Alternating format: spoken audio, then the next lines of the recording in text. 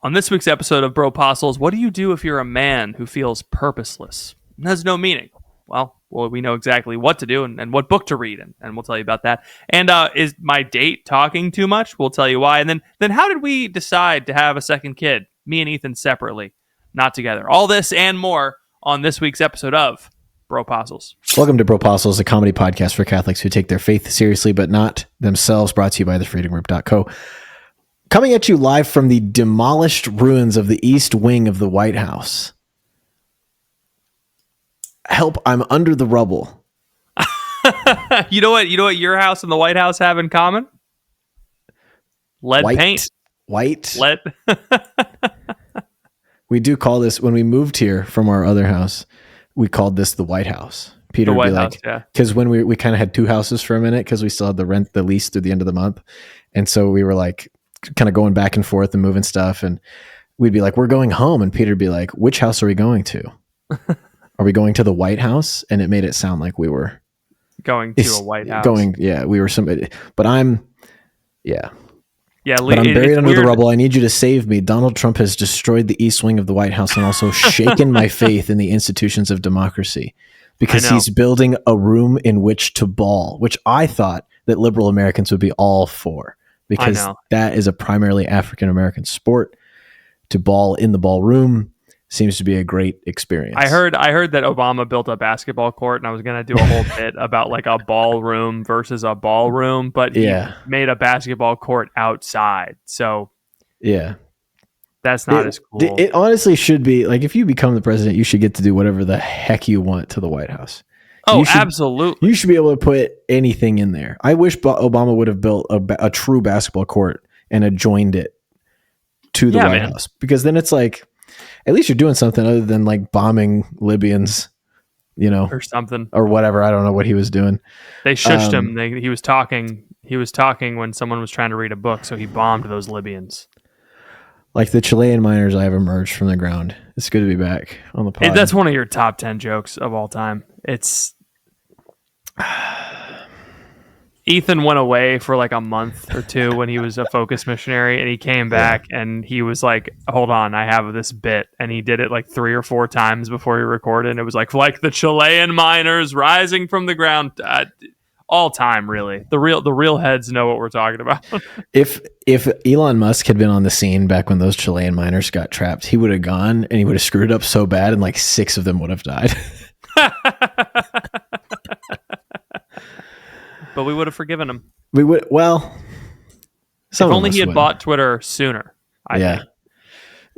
Can I tell you something? I'm off the sauce. I'm out. You're out of Twitter again? I haven't been on X in 5 days.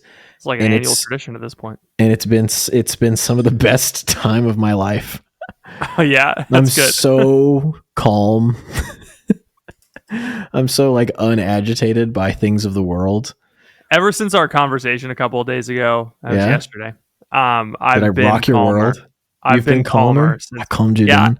I was just like, I get really mad. Everyone knows I get really mad, and you need to not, because then they win. Like the people that you're mad at win, because that's what they're trying to do. They're trying to get you mad. Yes, and if you're mad, you win. If they're mad, you're mad, they win. And if you stay unmad, then you win. And so that's what I've been trying to do. I've been trying to not be mad online. I think that's a really important thing, because you need to manage your emotions. Nobody wants to follow a guy who's mad all the time, except people who are children or mentally unwell. That's true. It's important. I try. It's also sometimes I come off as mean, and I don't mean to. Sometimes I'm just. I think you do try. You send me texts as like, I'm gonna nuke this person from orbit, and then you hit them with a precise missile strike on X.com, and it's like, that wasn't an accident. I'm not trying to be mean. I guess I am. Maybe I should bring that to prayer. I was praying. So the reason that I went off the apps is because I was at mass, and I was like, the single thing that makes me the most unhappy is Twitter.com. So why on earth am I still using it? What am I doing? Why am I on it? Yeah. Why am I there? Yeah. The one thing that makes me very happy, like I was talking to one of my good friends, Darwin to Jesus, and I was like, man, I miss Threads so much. Oh no, this is part of Jesus. What? Like the app, like the Meta app, the Meta response. No, writing Threads on X. I thought you meant like the app Threads. I was like, bro, what? No, dude, I would never go to other Blue Sky. That's ridiculous. Yeah, but okay, you miss making Threads for a good 6 months on and off. I was every day. I just write a thread and it'd be fun, and people would share. They'd be like, "This is such a great thank you so much for this. This helps me learn a bit about my faith." And it was so nice. And now threads are stupid and lame because they're all AI written, and so no one clicks on them because there's no friggin' point because they're all generated by AI. The doctrine of Mary is not just important; it's essential. Sounds like you're bitter. You just sound bitter. I am bitter because it was fun. It was fun, and now it's over. You can still make threads. I can, but they're not as fun. What if I told you that your threads now are not as good as they were when it was fun? You're just making worse threads. I don't write them anymore. Exactly. The burger that I do not have is worse than the burger that I have. Do you see what I'm saying? That's why I like Substack. That's what I was getting at. I missed Threads, so I've started writing things on Substack. If you notice, no, it is different. I know this for a fact. Things are different now. I know this for a fact because the culturist doesn't post threads anymore. Have you noticed that? He very rarely does. I don't. You're not on. Well, even when I was on, I don't care about this stuff. You don't care about this?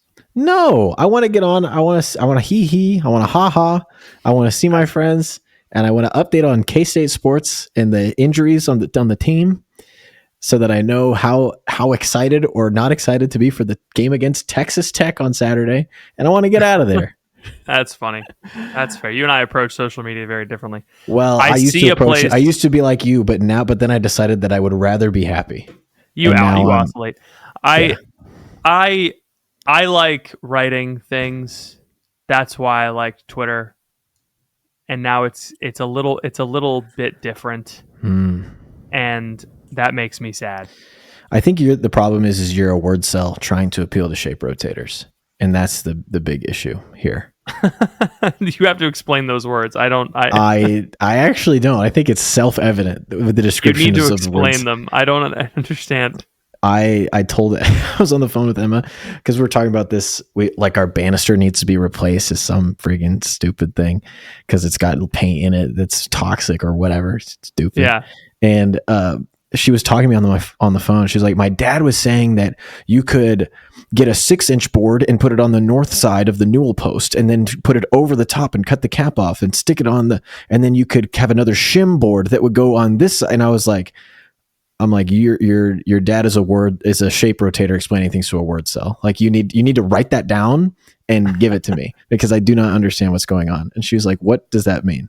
What do those words mean? And I thought for sure you would know what it means. You're a word cell. You like to write and you like to read and you think in words. But most people are shape rotators, and they see images in their mind and they react to the picture.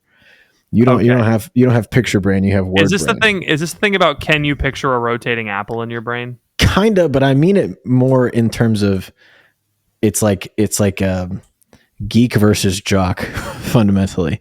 Oh, okay. It's like can you pluck the football out of the air for a touchdown, or are you gonna complete the syllogism?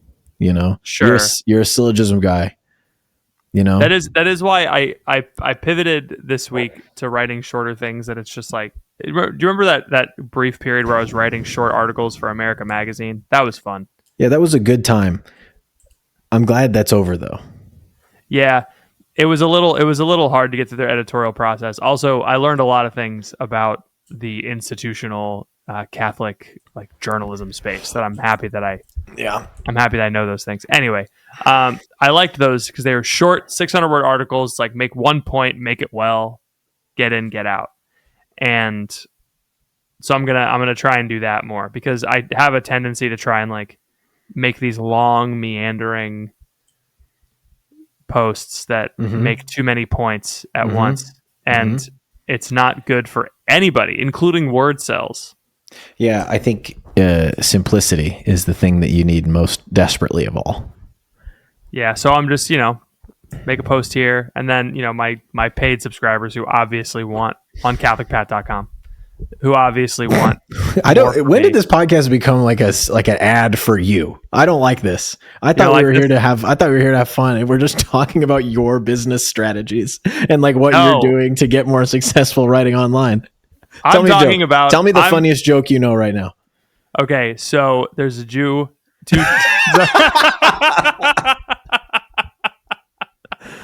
Have you heard the Jerry Seinfeld Jewish joke? The Jewish joke that you won't. Yes, okay, yeah, that one. Yeah. I've told that one a couple times this week, and very few people have gotten it. Yeah. I'll tell it now, and at bropostles.com/discord, you can go and you can tell me if you get it in the episode description. But the joke is that it's a Jew joke, and that's the only way you'll understand the punchline. Is it's a Jew joke, and so here's the joke: 2 Gentile businessmen walk up to each other on the street, and one says to the other, "Hey, how's business?" And the other one says, "Great." And that's the joke. So if you get it, type it in the comments. And if you are, then you're a real anti-Semite. If you get it, you're Jewish. Share your recurring subscription to the Daily Wire, and we'll make sure that you get approved in the annals of history. A grasshopper walks into a bar. Bartender says, "Hey, we got a drink named after you." Grasshopper says, "You got a drink named Steve?" That's a classic. This is just a good one, I told my wife the Norm Macdonald moth joke where the moth goes into the podiatrist's office. Tough joke for a wife. Tough audience. She make everything so hard. Oh, that's good. That's good. Tough joke for a wife. That's funny. I've recently started watching Malcolm in the Middle with my wife, and I think we found a show that we both like, which is so rare. Yeah. That's good. She's like laughing. She's like, "That is what being a mom is like." And I'm laughing. I'm like, "That's what being a boy is like." It's fun. You don't relate to Bryan Cranston's character at all? I do think he's funny.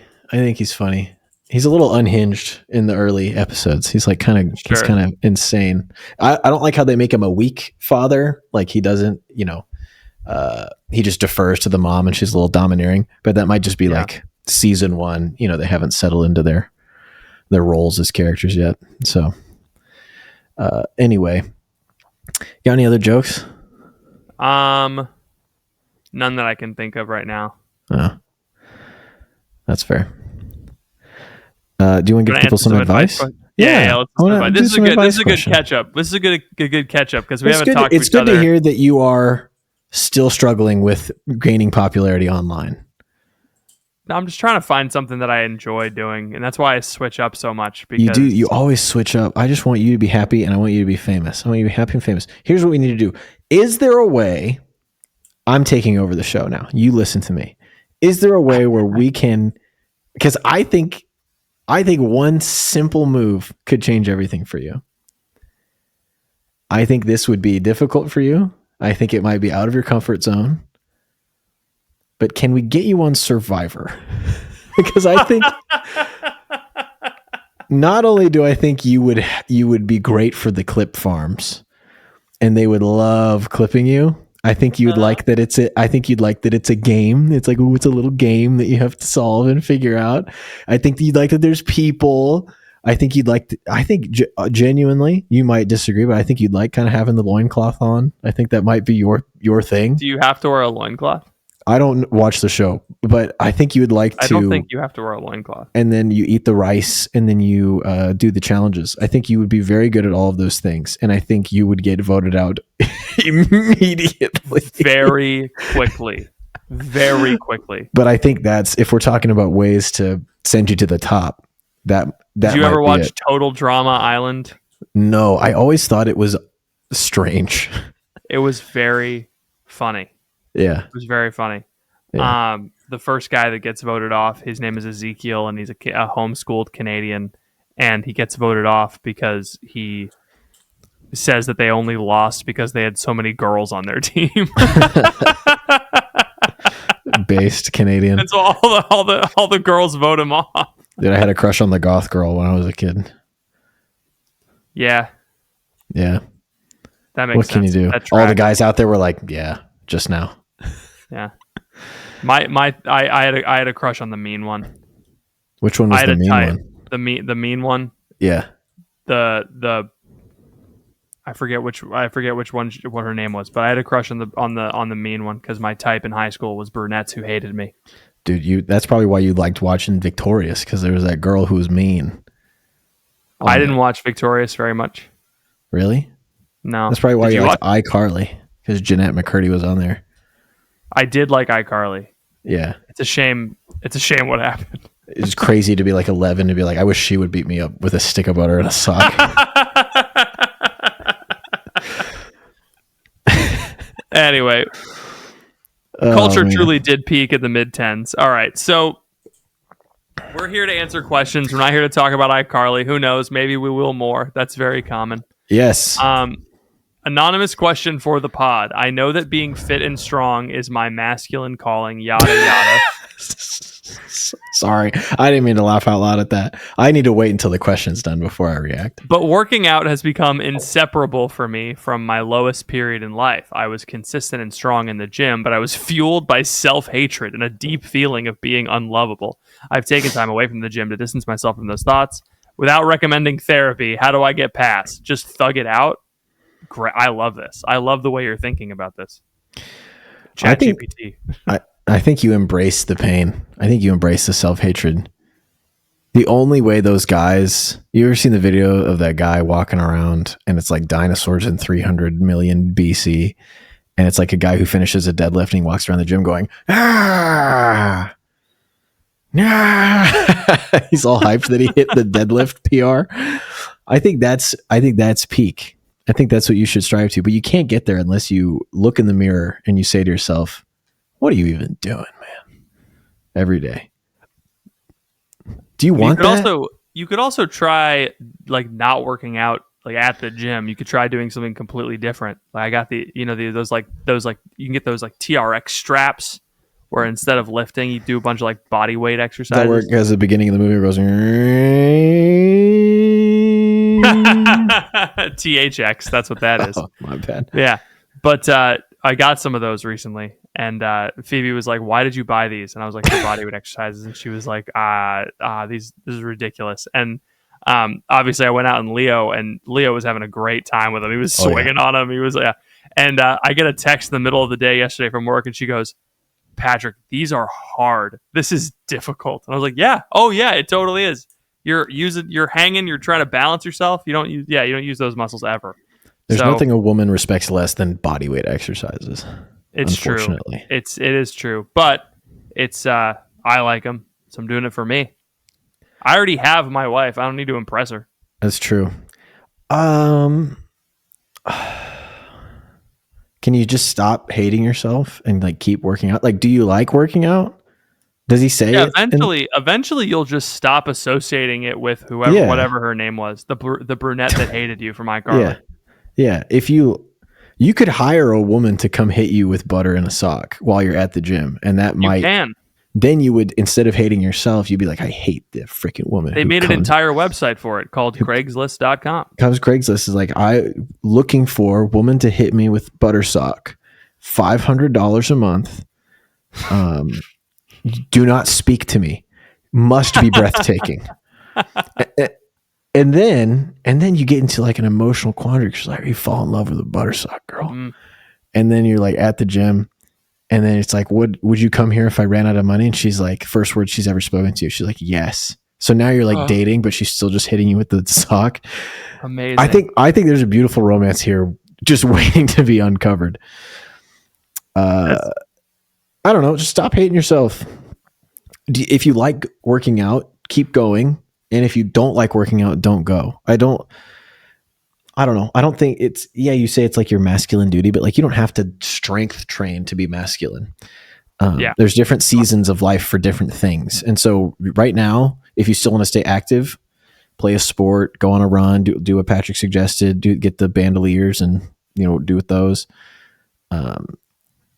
But stop tying your identity so much into this thing that you do and start tying your identity to who you are and who you're a child of God. Yeah, you're a freaking child of God, bro, not a freaking Strength Master 9000. Watch the video of the guy who's in the gym who's like, it's very funny. Okay. Right, that's my advice. Advice given. Next question. This one's got a slanted face. How do you find direction in life? How do you find meaningful things to do outside of school, exercising, and cleaning? I don't know where the maximum day-to-day success is, but I know I'm not there yet. Man, the dudes are having a time.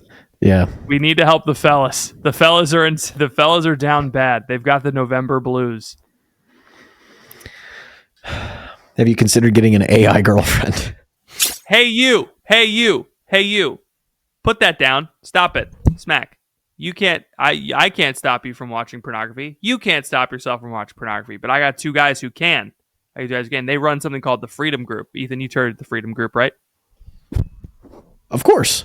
Yeah, of course. So the Freedom Group is a group of guys who are looking for not just not watching porn. They're not trying to give you like no porn, because like, okay, now there's a big old hole in your life that porn used to fill. What are you going to fill it with?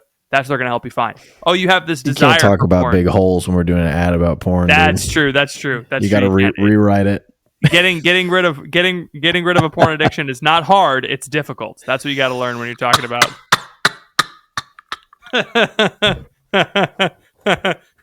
But with the Freedom Group, it's easy. And what? Nothing. Just keep going. No, this is a great ad. I think this is exactly what the people need. Mm-hmm. The Freedom Group will not help you just get rid of your porn habit, but they'll also help you get rid of the craving. You won't even want to do it anymore. And so that's the deal with the Freedom Group. And the best part is that they will work with you until it gets done. So they work with you for a year, and that's you're going to get rid of your porn addiction, porn craving in a year. And if not, they guarantee they will work with you until you do. Yes. So basically, how much for free? So basically, how much would you pay to get rid of your porn addiction? Well, you're probably going to have to pay less than you think. Go to thefreedomgroup.co and book a free 30-minute consultation, and they will help you get started today. Thank you to the Freedom Group for sponsoring another episode of Bropostles. I hear they're getting even more realistic. So yeah. How do I find purpose in life?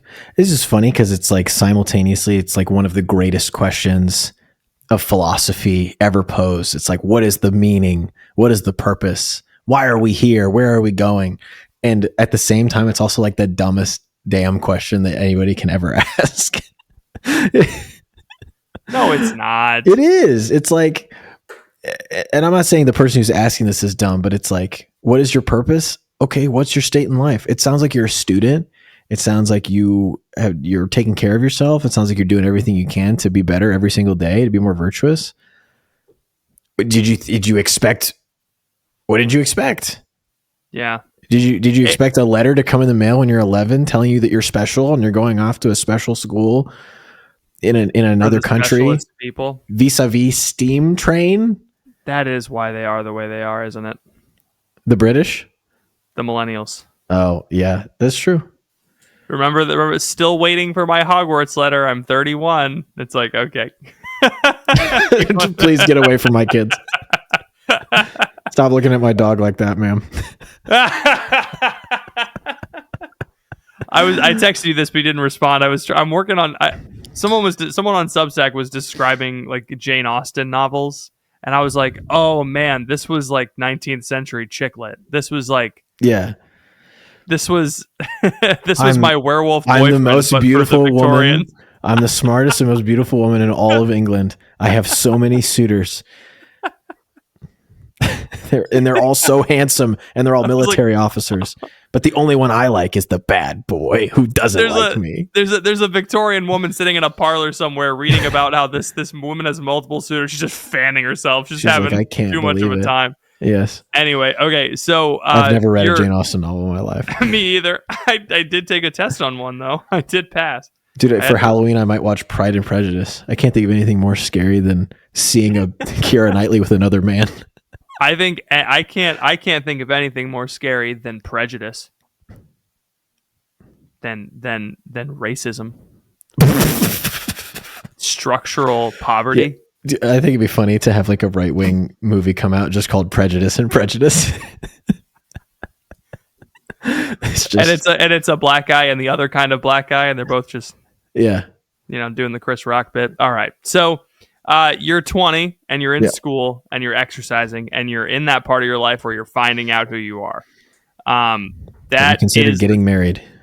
Yeah, and having children. That helps. Join the military. Thing is, like, you're in the part of your life where you're supposed to be like preparing.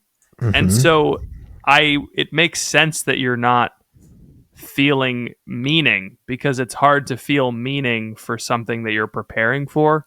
And so I would say, like, you just got to wait it out and just do as much as you can to invest in yourself and in blue chip stocks and mutual funds, ETFs, Roth IRAs. I don't think you should do any of that. I don't think you should min-max your financial life when you're in your 20s. I think you should be dirt broke. And move somewhere insane. Like you should go somewhere that you'll never have another chance. Like you could live in your parents' basement and like max out your contribution to your 401k, or you could take all your money out of savings and go live in New York for a year, and that'll probably be better for you long term than not even more fun. I think just better at developing you as a person. When are you going to have another chance to see two rats fighting over a third dead rat on a train? And that's just before you leave your apartment building. Those are just your roommates. That's just your roommates, man. You ever read Gregor the Overlander when you were a kid? Dude, I did. I did read Gregor the Overlander. I've been thinking about this book. I don't remember anything of it, but I remember that it's a boy named Gregor, and he finds like a vent out in his like alleyway, and he just crawls down into it, and then he like becomes the king of the rats or something. It's like, what what were they doing back then? It's the same woman who wrote Hunger Games, I think. Yeah, Suzanne Collins. Yep, Suzanne Collins. Man, Gregor the Overlander did not get nearly the where's the movie about Tom Holland going underground and becoming the Rat King? I would watch that. Yeah. I would watch that too. He's left alone in New York City. Gregor and the Rats of the Underland. That's its UK title. Dude, awesome. It's so funny that in America they have to make it like Gregor it's about him being the Overlander. And in the UK it's like Gregor and the Rats who live down there. Gregor and the Rats. I saw a tweet that I've been thinking about since I saw it, but it's like if you want to understand Europe, you have to understand that these are the descendants of people who were alive when there was a whole new world discovered, and they said, I'm good. I'm staying here. Don't need to see it. No, thanks. I like my pizza. I like my pasta. Did you ever read Charlie Bone? No. Does that ring any bells? It's just another. It's like Artemis Fowl. Oh, what a guy. Aragon. They had a bunch of books that were just like names of boys. Pendragon. I never read any of these. Pendragon just low key rips. Nobody talks about Pendragon. I freaking love Pendragon. These are just the books that I remember my friend Gaetano Saltalamacchia reading. No way. That's a fake. You made up a guy. That's another book series. My friend Gaetano. That sounds like an Anthony Fantano character that he would make up in 2016. To ironically say the N-word in a music review. That's what that sounds like. Yeah, dude, if I came up with a fake Italian character, I would name him Gaetano Saltalamacchia. But this is a friend of mine from school. So. Gaetano? Gaetano, yeah, Gae. Is that the place where they locked up the terrorists when Obama was the president? Yeah, they sent him to Gaetano Bay. Gaetano is a real Italian name. It's Italian for something. It's like a Gaetano. What does it mean? Gaetano, anglicized as Cajetan, is an Italian masculine name. Saint Cajetan's feast day is on the day of my wedding anniversary. Oh, that's cool. Bang. Mine's Ignatius of Loyola. So sick. Yeah, Gaetano. So your friend, so your friend was like, I've got a crazy name, so I guess the only solace I can find is amongst these other similarly outcast and strange boys like Artemis Fowl Correct. And Charles Bone. But Saltalamacchia means to jump over the thicket. And it is most famously associated with former MLB catcher Jared Saltalamacchia. So that's fun. Not for long. Once this episode comes out, that'll change. That'll change. It'll be everyone will know Gaetano. All right. Okay. Also, shout out to everyone who's currently tagging the Bropostles podcast. I'm getting a million notifications for that. Go. So thanks, guys. Dating question from Thanos. Had a first date today, and she did 90% of the talking. Is that good or bad? That's just normal. That's just part of being around a woman. That's just it. There's a C.S. Lewis quip about how God, like how men and women are intrinsically incompatible, because when a man gets tired, he says less, and when a woman gets tired, she says more. Yeah. The light goes off. That doesn't matter. There's still the conversation is still going.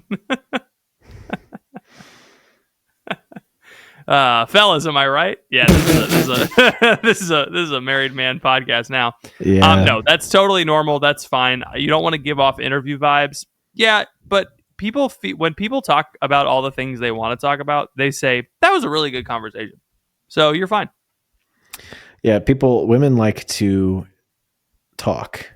This is known. If they like to do it with you, it means they probably trust you in some regard. It would be more of a concern if it was flipped and you did 90% of the talking. That would be bad. If she is a talker, then it's good that she's talking, because that means she trusts you. And if she's not a talker, doubly so. Like you've given her space to open up. So it's like either this is only a W for you. Yeah, you're totally good. All right. Parenting advice from Amanda. My local radio reported that 10% of children under 5 go to play. What? You're listening to the radio? Yeah, wait a second. Hold on. What is, sorry.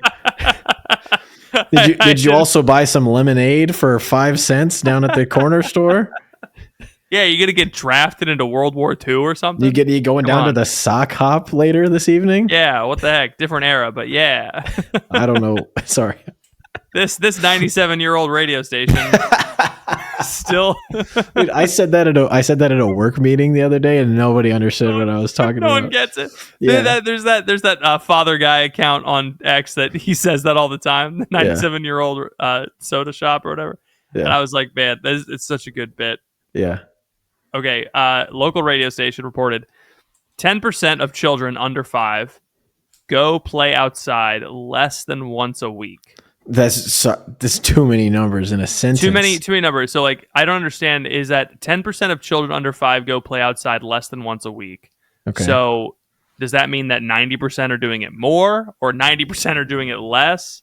Let me look this up. 10% of children go outside. 10% of children under 5. And if there's a fox outside, he'll eat the kid. But if the kid brings the egg outside, then the fox will eat the egg. But if the kid and the chicken come at the same time, then the fox will run away. So what combination do you have to send outside at the same time to get the egg across the street? Okay, I found a bunch of things about this. So about 1 in 10 preschoolers go outside to play once a week or less. Parents say they feel nervous when their kids stray too far or climb too high. So again, does that mean that 90% of preschoolers go outside to play once a week or more? I don't. This seems like not a problem. 75% of parents of 3 to 5 year olds say their child use the swing independently. About 71% of 1 to 2 year olds get on the slide on their own. 3 and 5 say their kid watches TV or videos every day. Okay. 80% on a typical day, 88% of kids will engage in physical play. 68% will take part in pretend or make believe play. This actually sounds fine. This all sounds fine. Yeah, none of this is concerning to me. What was the rest of her question? Okay, what she said was, I'm pulling my hair out. If the weather is bad 2 to 3 days in a row, I'm not looking forward to winter. Oh, what are your favorite ways to involve movement, risk assessment, exploration with your toddlers when you can't be outside? So she wants to know how she can put her kids outside even when the weather is bad. Kids love when the weather is bad. You can get these harnesses and you can screw them into the ceilings and you can just kind of hang them by the ceiling and kind of push them around like a punching bag. And they love it. Do you have those? Yeah, I have a room with like several hooks and I just kind of leave the kids suspended in here when I don't want to deal with them. So we're gonna see Ethan on the news soon. No, but it's not like in a bad way. Like it's fun. Like they like it. You know? Sure. Like I sometimes I like to hang my kids upside down from the shower curtain rack, and they love it. Is that true? They think it's a great. No, of course not. Oh, okay. I was like, that's pretty cool. No, don't put your kid in a harness suspended from the ceiling. But you could. You got to connect with the local moms and figure out what the spots are. Like, is there a play place at the mall? Is there a coffee shop that has toys in it? Is there someone else's house that you can go to? Do you have a play set in your backyard? Is there a park that is shielded from the wind? That's huge. Wide open park, tough in the winter. But is there a park that has trees? It makes it easier. Winter is hard for everybody, but I don't think. Again, kids do love when the weather is bad. Like it's raining, they want to go out. It's snowing, they want to go out. Like we hate the weather because we have to clean all the clothes. Yeah, and we have to clean anything. But they don't care. No. My son and my dad got stuck in the rain coming back from the park. They walked down to the park in our neighborhood and they got caught in the rain. And it was like one of those Florida like flash flood warning rainstorms. That happens randomly sometimes in this state. And it was over in 10 minutes, but they were walking back when it happened. And Leo was having a great time. My dad was like smoking a cigarette, holding his hand over it so that it didn't get wet. Not protecting the boy, but protecting the cigarette is really funny. And like Leo's having a great time. He's like, Daddy, it's raining. And I'm like, yeah, buddy, it sure is. And so we drove out to get them. But yeah, kids love the weather. So you'll be okay. But then if you hate it, that's fine. Find an indoor play place at the mall. You need to get some warmer clothes too. I think a lot of the issues that people have is they don't have warm enough clothes. They don't layer up. You need to get gloves that are warmer. You need to get hats that are warmer, coats that are warmer, so that when you actually go outside, it's because right now people dress for like the walk between the car and the building. You just need to be able to dress for being outside for the season. Yeah. So just get a heavier coat, get some heavier pants, some nice boots to keep your little toes warm, and same for the kiddos. And you should be right as rain. Yeah, man. It's hard though. Winter is hard as a mom, so we're not minimizing it, but yeah, no, not at all. Because I get to go to a nice warm office where no one wants my attention. No one. So, all right. Next question. Hi, Dr. Brooks. Yeah, go ahead and read this one. Please read it for me. No, read it and then I'll give you the context. Please. Okay, this is a really long email it seems like you sent. I need you to read it. And then there's one that's to me. Okay. Hi, Dr. Brooks. I had the pleasure of seeing you speak at Seek 25 in Salt Lake City, Utah, in the Acton University conference past June.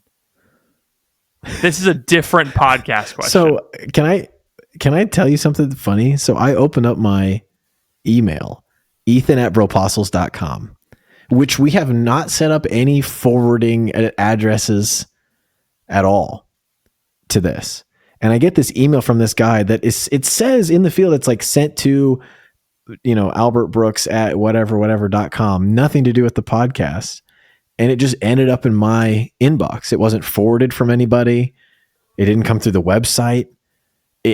I'm just baffled at how it ended up there. And so I thought it maybe God wanted it on the show because that's the only way it would make sense. It's the most bizarre thing. I mean, you don't have to read the whole question. I will. You don't need to. Also, okay, never mind. All right. I had the pleasure of seeing you speak at Seek 25 in Salt Lake City, Utah. Thank you for all your work. He sent it to officehours@arthurbrooks.com. Okay. My question for the pod is, how do you navigate using platforms like Reddit, Twitter that encourage not safe for work or erotic material as a practicing Catholic? I find it hard to enjoy my Catholic or sports content when I have sexual content being fronted to me via the algorithm, or people that violate their sense of free speech by making personal accounts a place to portray their private parts. Whoa. Situations like, who would do that? Situations like these find me in the confessional, not for mortal sin anymore, but rather lack of purity of heart. Feel free to twist the questions you please. This is a hot issue for our time. I look forward to reading your books. Please pray for me. Yeah, I genuinely don't know how this email made its way to us, but I thought it was a good question. You know, I don't know who Dr. Brooks is. I hope we find him one day. I think you just have to manhandle the algorithm until it gives you what you want when you're using these platforms. Like every time you see a woman, this is what I do. Is every time I see a photograph of a woman, any woman, I just click not interested. And then eventually it completely removes women from my feed. It out. It knows what I want. That's so funny. Yeah. So you could just you have to be very diligent with the, like, I'm not interested in this. I'm not interested in this. I'm not interested in this. You do that enough times on pretty much all the platforms have this. Facebook has this, YouTube has this, X has this, Instagram has this. They all have that option, and you can use it to help make it more of a place that you want it to be. Also on X specifically, you can make a list. So like if there are sports accounts that you like I have a list of K-State sports accounts, I just go over to that list and then I can read about K-State sports without it being, and it only shows you the people in that list. Lists are actually the way that you do Twitter well, and very 100%. Few people understand it. You can pin it to your feed, so that is what you see, and you don't have to go to the For You page. And eventually Twitter will stop showing you the For You page because it'll just be like, oh, that's not what you want to see. Because it wants to maximize your unregretted user seconds. Yes. And so which is just a crazy statistic that exists. Yeah. You can also, if you're really struggling with it, you could just take a break. If it's not making you happy or holy, just take a break from it, reset. Yeah. Yeah. But thank you for writing in, and I hope that you figure out, I hope someone can tell me.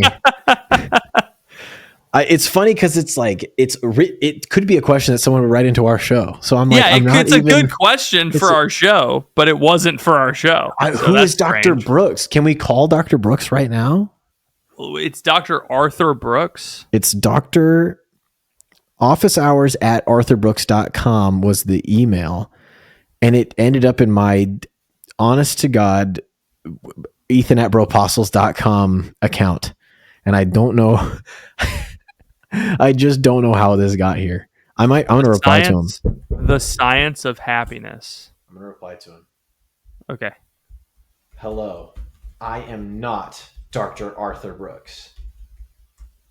Regrettably. Dr. Brooks, meet Arthur. Happiness is not a destination. It's a direction with the M dash. Oh, no. I'm not Dr. Arthur Brooks, regrettably. How did you get this email? This is a private server. I didn't take the traditional route through academia. At 19, I walked away from college, became a professional French horn player.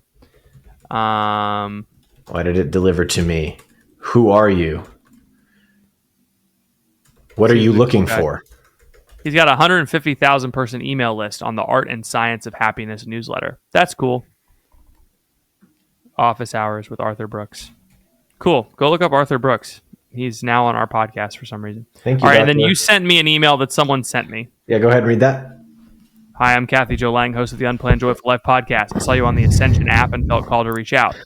I think. Are you going to go on her podcast? I think so. I think I booked a time on her show already. I just wanted to give you a little boost because you were feeling so down about not being invited to things, and I was like, no, people want to have you around. Kathy Jo Lang likes you. So I feel like I did.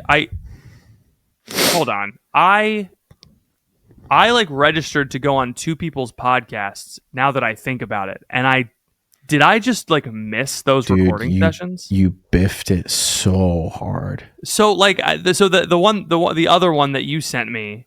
Yeah. That this is the same one. It's the same lady. She sent it twice. It was two. So I must, if she sent it again recently, I must not have. Correct. But you sent me one like the family podcast or something. Yeah. I submitted one for that too, but then I don't know what happened. You didn't show up? Well, maybe it's possible. It's also possible that I like scheduled it for very far in advance. Yeah, that's what I did. I scheduled it in August for like September, because they only record once a month. So yeah, so that was a great episode. My episode with when that comes out, whenever it does, it's I think it's the Catholic Family Podcast. They're awesome. Okay, yeah, I don't.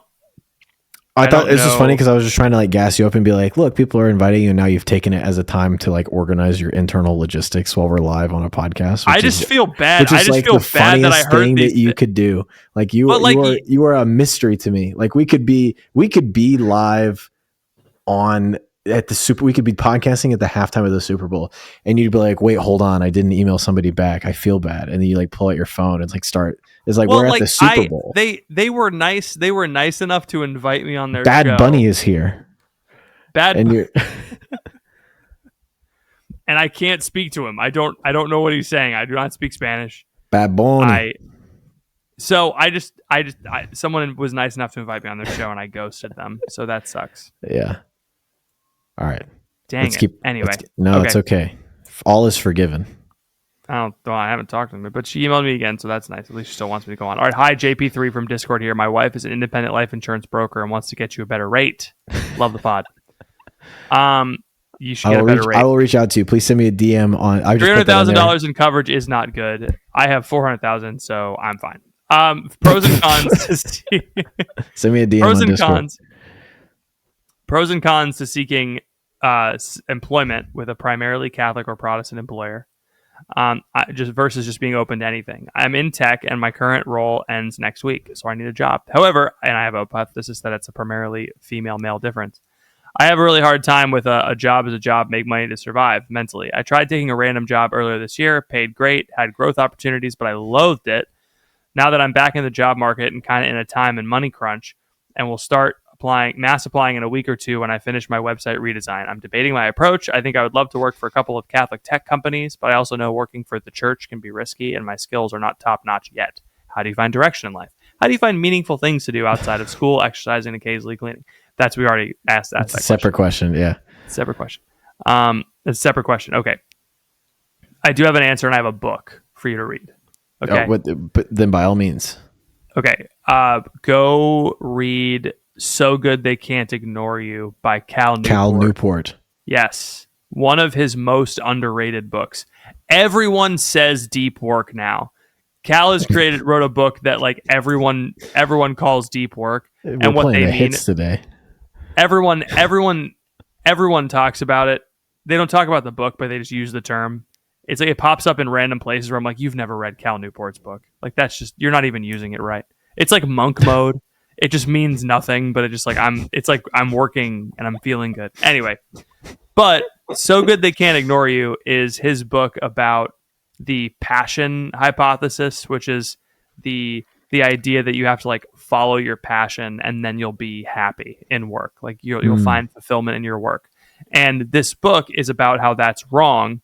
And instead of finding happiness and passion in your work, you find happiness by being good at your work. And he does qualify this with a few things like you can't have a job where you're doing something you feel is morally wrong. You can't do a job where you feel like you're not in a good, like you're in a good work environment. So there are some qualifiers for it, but by and large, it's a really great book to help you find direction. And it's been, it's a book that I need to revisit. It's one of those books that like I should revisit annually. It's very good. Even though Cal has the reputation on this podcast with a certain host of being New York Times nonfiction self-improvement slop, he is very thoughtful. That's not true. I've read 3 or 4 of Cal Newport's books, and I've enjoyed all of them. Which ones did you read? I've read Deep Work. You read Deep Work. Digital Minimalism. I've read the newest one that he put out about work from home that I can't remember the name of. Slow Productivity? Yes, Slow Productivity. Okay. And then what am I missing? Did you read So Good They Can't Ignore You? Or roll that email? No, okay. I've only read 3 then. Okay. Yeah. But I'm in. I like Cal. One of my best friends has had a question read live on Cal Newport's podcast like 2 or 3 times. That's really important. It was easy to get a question read because I referenced a blog that he wrote in 2009, and he was like, "How do you know about this?" Very good. It's easy. And then I asked another question that had to do with Dave Ramsey, and I know he likes Dave Ramsey, and so I asked that question too. If you want to get a question read on the podcast, you just have to know us, and then you'll ask the question. We don't have enough questions that we can be selective. We read everything that we get. Yeah, so that's even better. That'll get more questions.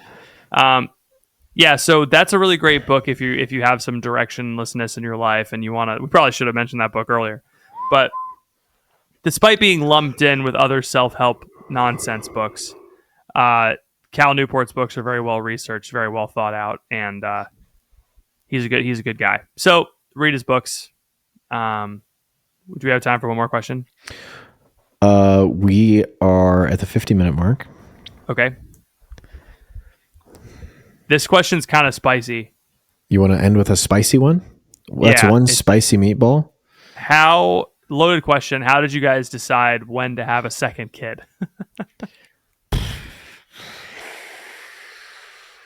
How does the sun decide to come up? I'll answer your question with 2 words, and it was bigger house. How does the moon come out every night? When we moved out of my parents' house, we had our second kid. How does the tiger stalk prey in the jungle? So I hope that answers your question. How does the lion reign on the savannah? The lion does not concern himself with the opinions of... How does the humble hummingbird flit from flower to flower? Courage. How does the sly fox go from hole to hole? All right, let's move. How does the simple beagle eat yet another pasta dish from the table scraps? Is this Snoopy? Oh, okay. How does the fancy feline enjoy yet another bowl of delicious pre-prepared cat Thank food? you so much for listening to this episode of Bropostles. If you'd like to support this show, if you think all that was worth $10 a month, go to patreon.com/Bropostles, and you can support us $10 a month. It'll get you the bonus podcast, which is a lot like the top of the show, but for 30 to 40 minutes. Thanks so much. How does the chimpanzee... Thank you so much for listening. Thank you to the Freedom Group for sponsoring another episode of this podcast. How does the sperm whale do what he does out there in the ocean? That's a nice one. All right. Thank you, guys. See you next time. And yet we humans, we struggle with love.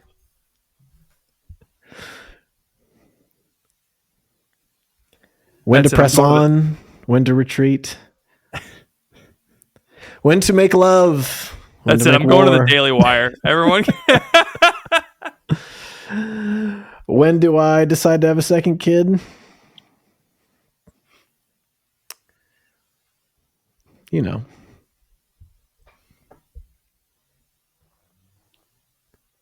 What a weird way to end the show. Can't even land this. All right. We're done. Oh, we've been done for 10 minutes. All right.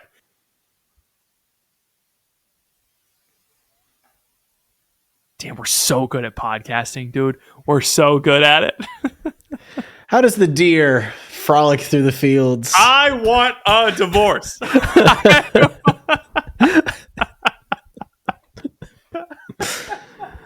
All right.